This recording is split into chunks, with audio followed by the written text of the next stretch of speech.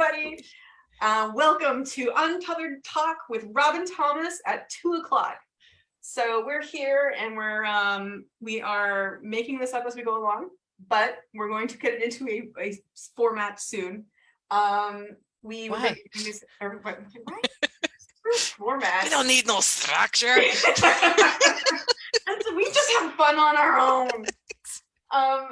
But yeah, we're going to be doing this every Friday at 2, except for next Friday and actually the Friday after, because I'm going to be, well, I'll have to see if I'm going to be at the conference, so I might not be able to do the Friday after. But let's just get started with what we're talking about today.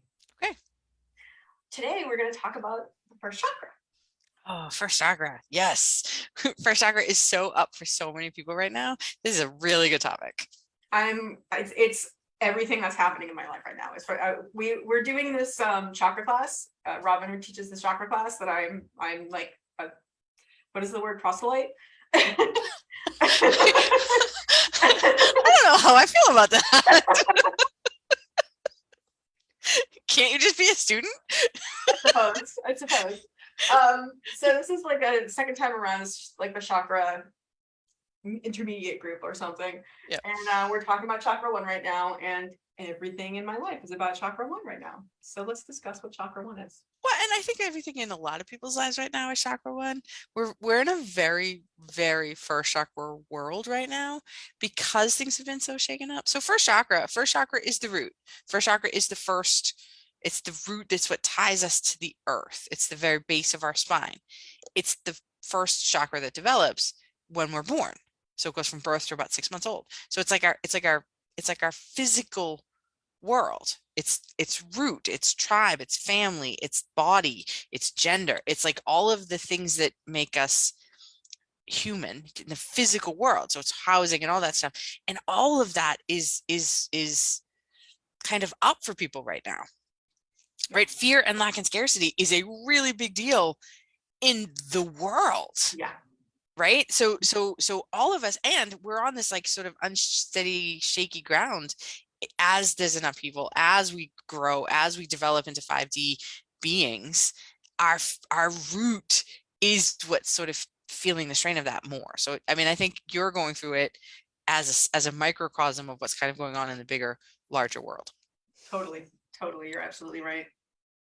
Yeah, because everything's shaken up right now. The fundamentals, the foundations of things are just being, I don't know, that they will be torn apart soon. and I think that's what we're all sort of feeling, that because the old normal doesn't exist anymore, and the new way hasn't come in yet. So we still are in that sort of I don't want to say destruction, but like there's a lot of like upheaval that still has to happen so we can shake the foundation of things to, you know, if the house doesn't fall if the bones are good. This is a beautiful song by, I don't know who sings it, but like that's it. It's like a saying, right? The house doesn't fall if the bones are good.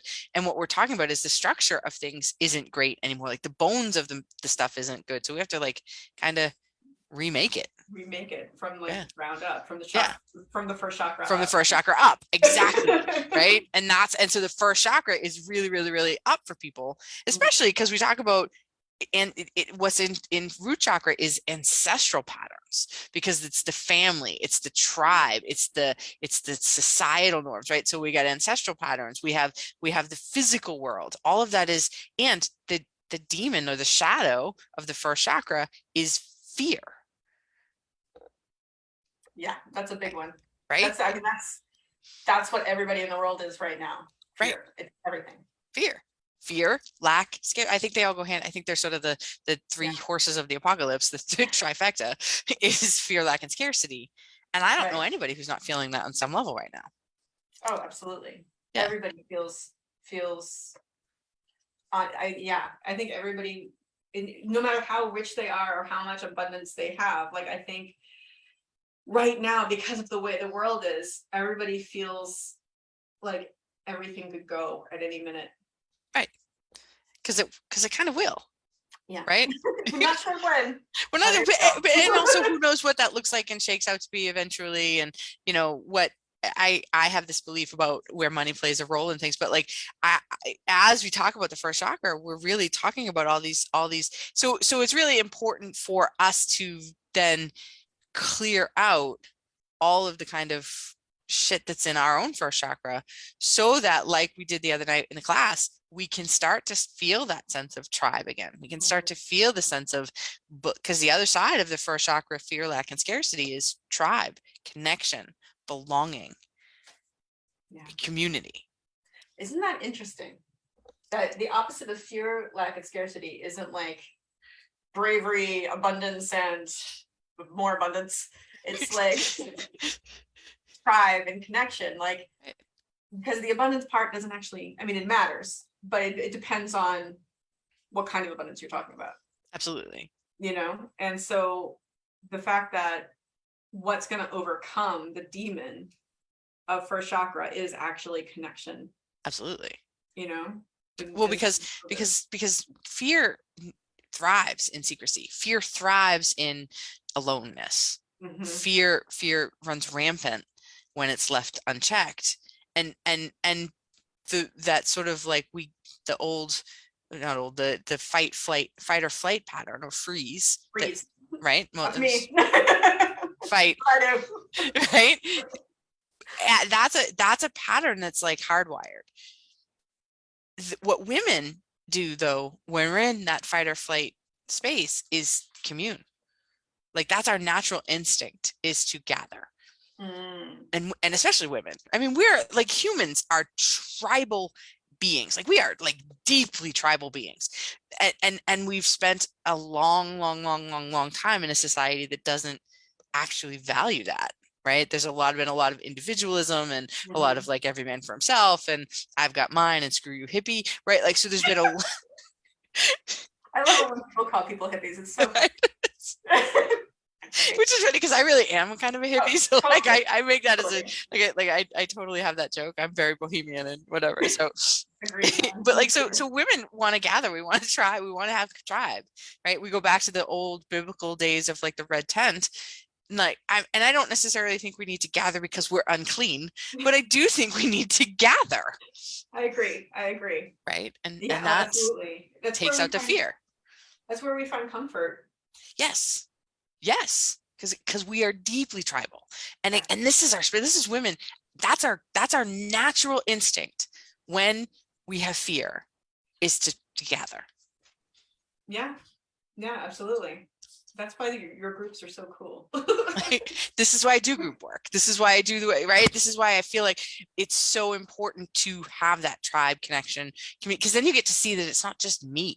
So I'm not the only one who feels this way. There's there really is, because now you take the shame out of normalcy, or whatever normalcy is. Normal is a cycle on a washing machine, but you take the shame out of, everybody else feels it. Yeah, absolutely. And then, that's what in a different way I try to do too, is like, just gonna talk about how I think and what I feel, so you don't feel alone. Right. Yeah. Exactly. Like, that's the number one comment I've gotten, is like, it's like, I see myself in that. Like, I totally relate to what you're saying, and I thought I was the only one. Right. I thought I was the only one who feels that way or who thinks that way. And I'm like, no. I thought I was too. I'm sure I was thinking I was like discovering something new. Turns out we all think this way. Right. We all have those crazy thoughts. We all have those thoughts and emotions. And I love when you live. I love when you go live and you share that emotion, that raw vulnerability, because I do think it gives permission for people to actually feel their feelings. Which is something we were discussing the other day too, right? Giving this world, you don't have permission right now, right, to feel your feelings, right? You know what I mean? It's still not a valued response. Yeah, like, women show feelings and they're being hysterical.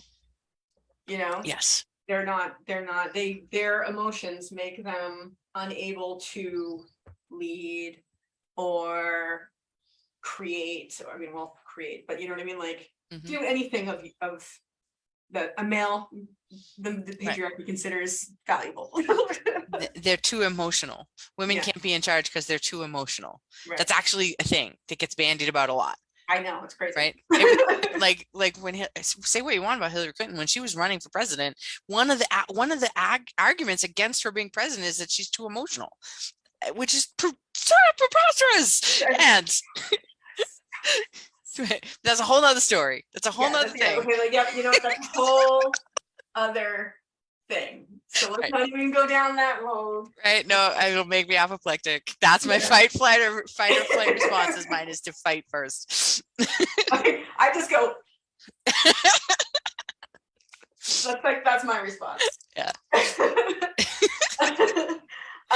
But interesting talking about sort of the society at large. It's interesting how, talking about fear again, how that really is, for at least most of human history as we know it, how people are controlled. Absolutely. Right. So the level of fear right now, because it's so high, there's this, oh shit. Which is accounting for the rise in authoritarianism across the world. Yeah. Across the world. Yeah. All across the world. Right. And here, when they follow one person who. Right. Exactly. There's not like the right or the left, the Democrats or the Republicans or who can't, right? That's not about this. It's about like the authoritarian control takes over. If you look at historically through the ages, you look at the rise in authoritarianism happens because the population is afraid, they're lost, they feel broken, they need something that maybe unifies them, or they've experienced like humiliation or defeat, like the nation, and then out of the ashes rises some dictator inevitably who gets toppled. But it has to go through that sort of like. Yeah, absolutely. It's when fear and insecurity outweigh your desire for independence, you know what I mean, or kindness. Or it's almost like taking that tribal belief, that tribal need for community to like a unhealthy degree. It's like the tribe exists if you look like us and you think like us and you feel like us. Right. If you're part of that tribe, then you're safe and secure. But if you're not a part of that tribe, you're something to be feared. Right. So that it gets to be that like real, that's when it happens, is the need for tribe, the need for that connection completely dominates and creates more fear, because you're coming to a place it's not what you're for, it's what you're against. You're afraid of this thing, so you're going to come together as against that thing, right? As and that leads for you, for this, for real community, real belonging, real connection. Yeah, right. Exactly. And all the fear, like you're saying, that it becomes externalized onto another person. And if you can put that fear, if you can give that fear a face, or a name or whatever, you can then again do the tribal thing, but against, like you're saying, against that thing. And that can be so used against us. And it so is. It is all the time. It is all the time. Right. It's just like, oh, you see this. And it takes tremendous courage. It takes courage, and it takes a willingness actually to allow that like tribal us versus them experience to fall away and sit with what's there underneath it. Right. So if you can do that, that's why we do the classes. This is why the second level of this class is even more important than the first level. You had to do all that excavating, because you had to get at the root of all these fears and vows and all this stuff. That's what the new class is about. This next class is like, okay, we did that excavation, and now what is it that I do want to create?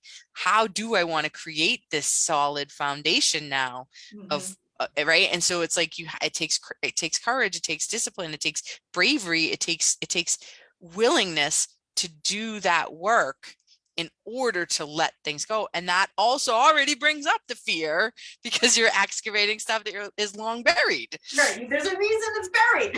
Right. I don't want it. No, I don't want that. I'll never do that again. Holy shit, that was bad. Pretty much. And again, like going back, like the group that we have, I think it's five of us, right? And plus you and Patty. And it's the women coming together, and there's the support there and you get to know the person on this different level. It's really, it's what the world needs right now. Absolutely. You know Absolutely what it I mean? is. Yeah, go ahead, sorry. It's just like being seen for who you are. Yes. And being held and being cherished and being, there was a moment the other night, I this was like, my heart was so happy. I've marinated in this feeling for so long. There was a moment the other night where you guys were teasing each other in the way that family will, and it was so beautiful and it was so intimate. It was so lovely, and I just was like, oh, this is my happy place. It was really awesome. That was fun. That Yeah. was funny. That was funny. Yeah, it was like delightful. It was like it happened because they saw you as this really real person, and they were like, we love that about you. It was really, it was awesome. It was fun. It's such a, yeah, it's such an amazing thing to be connected to people in that way. You know, I mean, it's so many of us. I mean, I know you and I have like family things. All of us have family things, but like Again, root for chakra. right. The connection's just not there in some ways. You know what I mean? Like that kind of connection that we have in this group. And it's just so important right now to do this kind of work. And we're craving it. Like, we're really craving it, especially because the world feels scary, especially because first chakra is such a big deal, especially because our first chakras, a lot of us are other in our families on some level. Mm-hmm. Excuse me, we're kind of the island of misfit toys, right? So it's like, I love the island of misfit toys. Same. Island ever. Exactly. So it's like, doing this work at some level does require that you sort of, I don't want to say separate from the origins, whatever, but it does require you to at least examine what things you want to carry on. We're doing it because it's always been done this way? I mean, maybe, or maybe there's a better, right? So it's like, and that's why first chakra is so powerful, because it is the ancestral patterns. It is the familial patterns that we maybe no longer want to carry with us. It is the bond. It is family. I mean, most of the time, our parents are the ones who mess us up the most. Oh, absolutely. They don't mean to. No, it's completely unwitting. Yeah, no.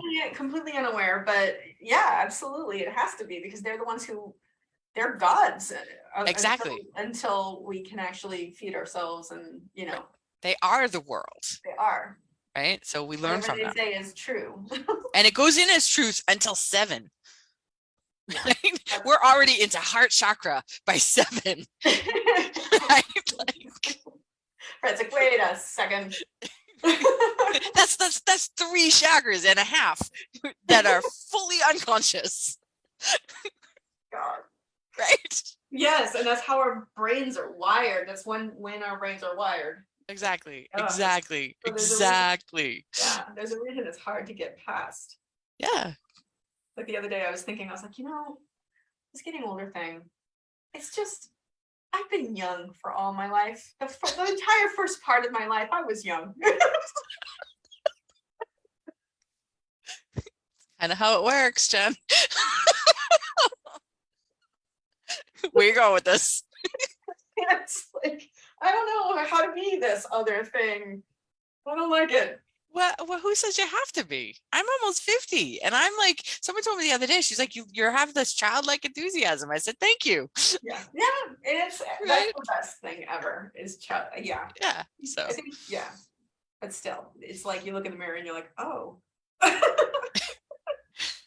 that's interesting. Anyway, I honestly, I'm not gonna lie to you, I love my wrinkles, I love my laugh lines, I love my gray hairs. I actually love that I have this, like, I don't know, I keep saying I'm gonna be 48 at my next birthday, which I'm close. I keep saying I'm almost 50, which is like truth. I'm closer to 50, whatever. It's whatever. You're in but your like late 40s. I'm in my late 40s, but like I feel like there's a level of gravitas that comes with this age I love my laugh lines, because it's the mark of go. And my whole life I've been childlike. My whole life I've been treated as a child because I have this eternal child energy. So I am actually grateful for actually starting to look not even close to my age, but that I have some gravitas in the world, because I'm not a kid. Right? So I actually love the fact that I'm in my middle ages or whatever the right. Yeah, that's a good way to look at it. It is.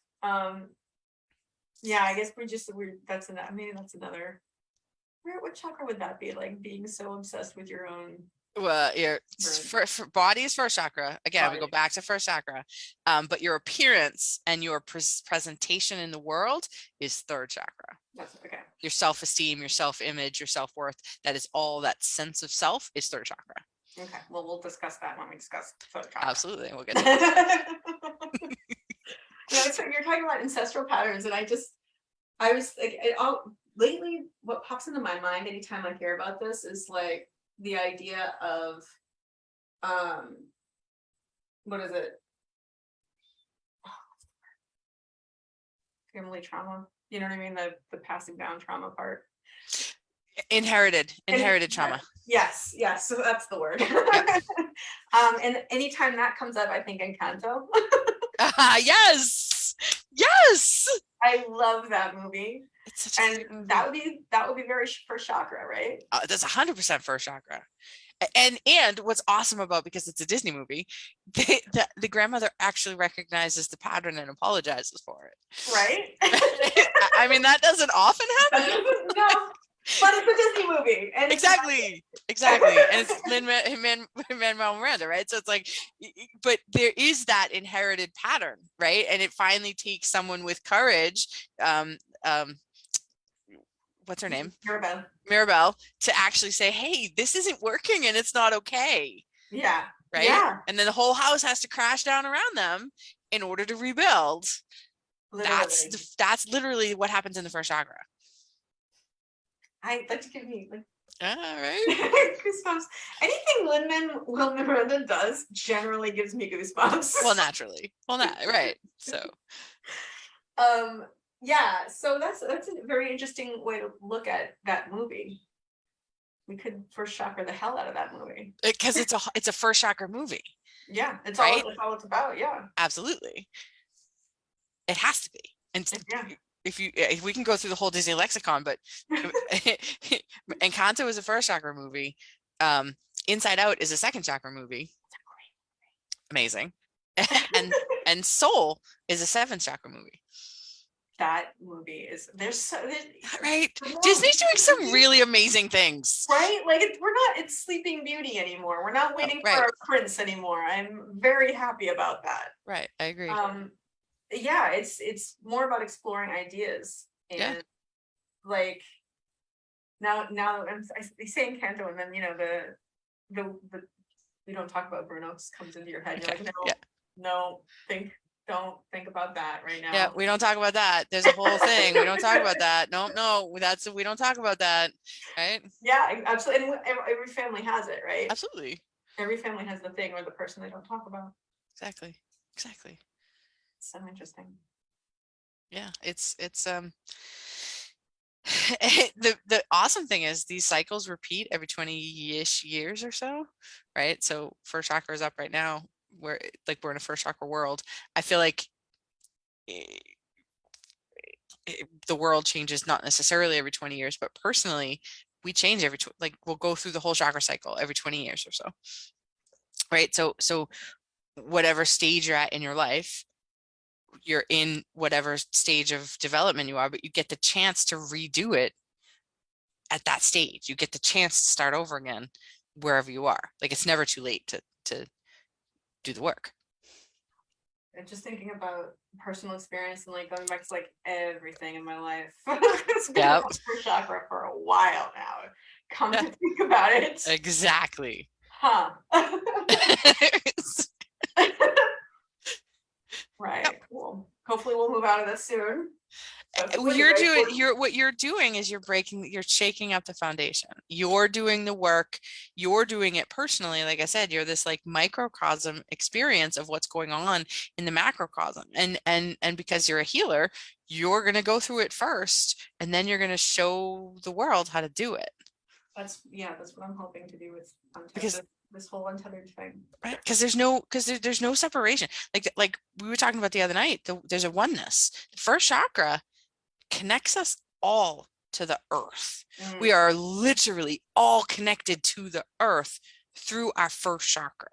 So if you're working on your first chakra by the mycelium network of the world, you're working on everybody's first chakra. Very interesting to think about. Right? Very interesting. Yeah, right? I need a second. All right. Yeah, I mean, and I was talking about a little bit about this morning, or this very afternoon, on Untethered Fridays. I was talking about how you often quote, I think it's Marianne Williamson, that the revolution is going to ultimately be a personal one. Revolution that will save the world is ultimately a personal one. Yep, that's Yeah, a Marianne like it's Williamson going to take quote. us working on ourselves. Absolutely, because it's the only thing that can change it. The Oh my only God. thing we have control over is us. Hmm. So if you're afraid of something out there, do the work inside to clear it. Exactly. And that's the only way it's actually going to get fixed, because Absolutely. we keep going at it with these blunt objects. Yes, and going about it as what we don't want. Well, I don't want that. Mhm. I don't want that. Right. Yeah. So we have a Rather whole than- giant world of what we don't want. Yes, and whereas if we could all focus on the things that we do want, it Right. brings us together. And like, hey, who doesn't want like love and peace? Well, there are some people. True. There are some people who just want chaos for chaos's sake, right? Right. And But they're not a huge portion of it. I mean, they're more than I thought, but well, I think also there's a concept called, I don't remember who did this. I don't remember where the study was. I don't remember if it's real, whatever. There was some study that was done where they took monkeys and taught like only one of these monkeys how to do this one thing. Mhm. And then this one monkey did it over time, and the monkeys around him started catching on. Wow. Mm-hmm. And then over time, it started to be a trait that was born. And it took so many numbers of monkeys to get to this place where it then became part of what got passed on as a trait to the new monkeys coming in. And the concept is called the 100th monkey. Like when they got to the 100 monkeys, I don't know where that number comes from, but when they got to this number of monkeys, the 100th monkey was when it became part of the just culture of the monkeys. There's got to be a book called The 100th Monkey. I'm sure there is. I don't even, like I said, I don't even remember where I looked at it. That but the has to 100th be a monkey, book. yes, the 100th monkey. And so we are in the throes of, we're almost at the 100th monkey of people getting it to that we have to do this work. We're this close to the 100th monkey. But like it's like this barrier of, because it's the last 10% that's always the hardest. Yeah. Yes, it's the extinction response too, right? Right. Yes. It's that's what I've honestly thought for a while now. It's like the buildup of angry white men. Yes. Well, you know what? Angry men all over the world, to be honest with you. Angry men all over the world. They're sensing their time is coming to an end. Not that, because that. No, I get it, but there is a real ego fear of death. The ego is terrified of death, because we do have to get to the place where the divine masculine can rise, just like the divine feminine, but the divine can't, that neither one can rise unless we surrender. And that surrender for the ego is death. It's true. And that's in everybody's personal life. I certainly know that my ego is like, no. Exactly. Yeah. And I mean, I think especially with someone who is so used to privilege. Right. The idea of other people having privilege, or the playing field being even, is like, but wait, no. or, the, I or make out in the system. I actually had this really cool, this is a totally esoteric thing. I had a healing recently where my healer took me on this journey, and I got to experience life. I mean, this is one of my first lifetimes as a woman. So like I got to experience life as a man, and I got to be consciously aware of it. And so when I came back into this world, I was like, wait, but I'm one of you, right? So I got to actually experience what privilege felt like that I didn't recognize was privilege in the past lives. That when I brought it into this life, I was like, oh. So I actually had this, like, I had this experience of like, oh, that. And I've never had that in this lifetime. And I fought against it my whole life. And I'm like, there's been a real schism in me because I've never had the privilege I think I deserve. So like, anyway, yeah. It was really cool. And it gave me like a little bit of empathy for men who just like, they really don't understand what we're talking about. No, they don't. They really, really do not. And so they really do see it as a threat because they actually can't understand what it means that they have privilege that they can't. Yeah. Right. A friend of mine, he's a white guy, and he was talking at one point, and he mentioned like he I don't know if he was like, you know, when I was younger, I thought that I had a lot of disadvantage because I'm a white man. Okay. I'm like, but it's true. They're told, or a certain segment of the population is told, fear, because now you are being put upon. You are being put down, right? Because people who aren't white and who aren't male and who aren't straight are allowed to be right. You know, and that means for you disadvantage. Right, less for you because they're going to take away your share. Exactly. And again, it's that it's again the tribal. It's again the tribal, like colloquial. We need to conserve fear. And when in the caveman days, when our lives literally depended on survival and tribe, if you were out of the tribe, you were dead. Oh yeah, right. No, you have to stay in the tribe. Right. So that's that instinct, that survival. That's true. That's real. That's a real first chakra thing. Absolutely. But that's where we're talking about expanding the tribe to include everybody. Yes.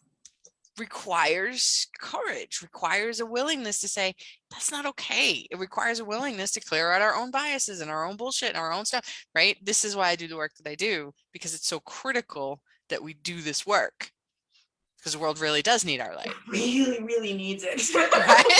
The world really does need our light. It really needs it.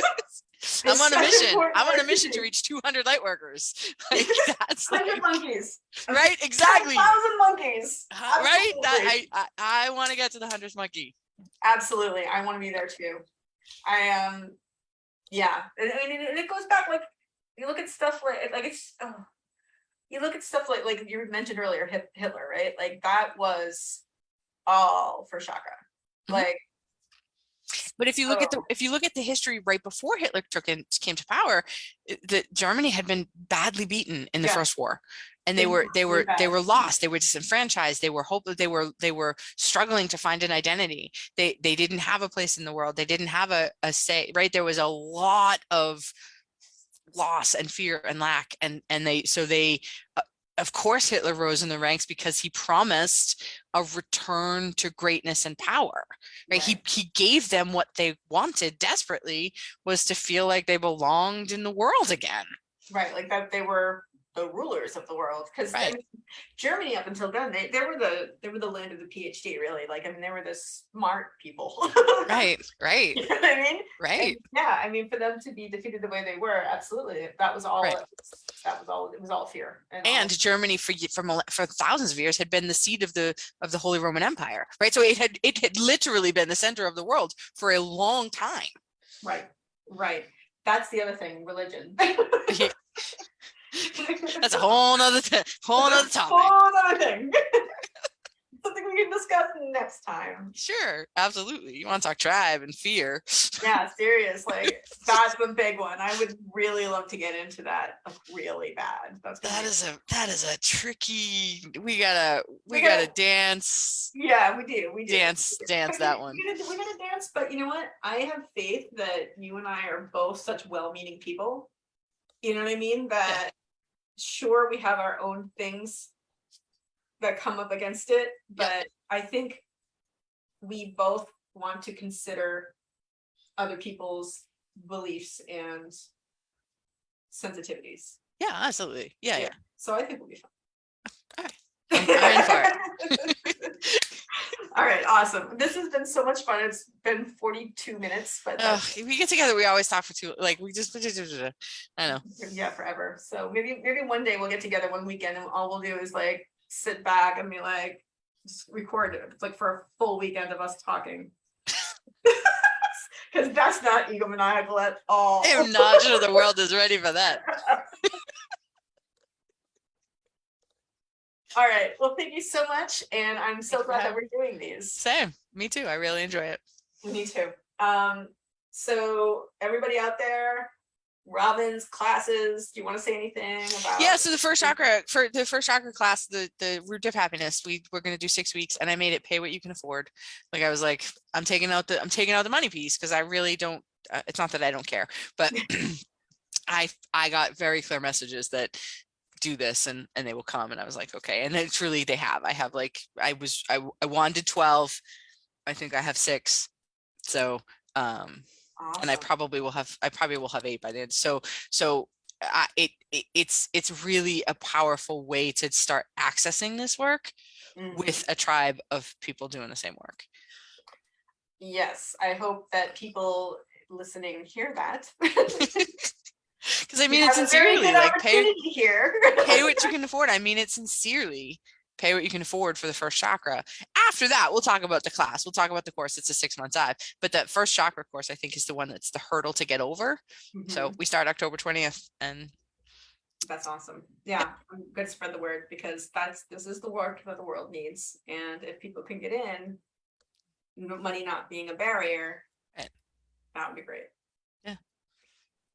All right. Well, thank you. We're going to figure out a way to end this in a structured way at some point, but for now this has been Untethered Talk with Robin Thomas at 2 o'clock, which rhymes and has alliteration, so that's awesome. Perfect. And thank you very much for being here, and I'm just going to remind everybody out there that you can always choose to have a grateful day. Stop live.